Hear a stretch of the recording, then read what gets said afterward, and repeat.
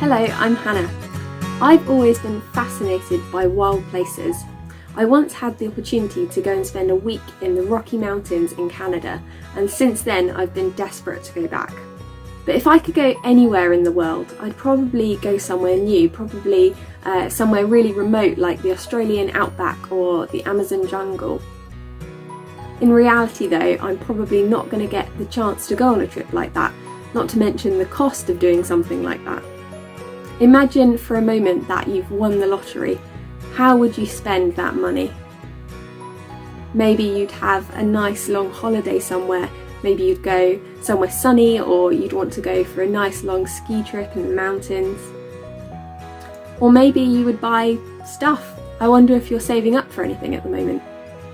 Sometimes I'm out and about and I see something in a shop that I really want, and I think to myself, you know what, I deserve that. Why not treat myself? And I guess there's nothing wrong with that. It's okay to have a treat now and again. But I wonder, do we sometimes have a sense of entitlement? Actually, sometimes are we a bit greedy? It's easy to think sometimes that we have a right to nice things or lots of money or a good time. We can get into the habit of seeking the best for ourselves, getting as much as we can. Sometimes, actually, if we're honest, we can overlook other people in the process and we can be a bit greedy. Now, you might disagree, but if I said that the first one of you to run to the front of the class would get £10, would you make a dash for it, or would you just sit in your seat? Let's be honest, we're probably not going to stop and think about who in the room needs that £10 the most. We're probably all just going to make a run for it and get there as quick as we can because we want the £10. But actually, greed can be quite sneaky, and it's something that can affect all of us. We all have a tendency to overlook others and to put ourselves first, and that's kind of in our culture, but it doesn't have to be. When I was out in Canada, my team had a saying that was, if you look out for others, you will also get looked after. Now that was a challenge for us, particularly when it was cold and we were finding things difficult.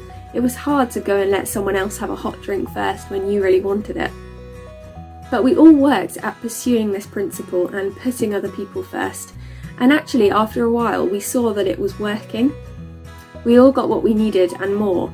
And actually, we learned how to look after each other.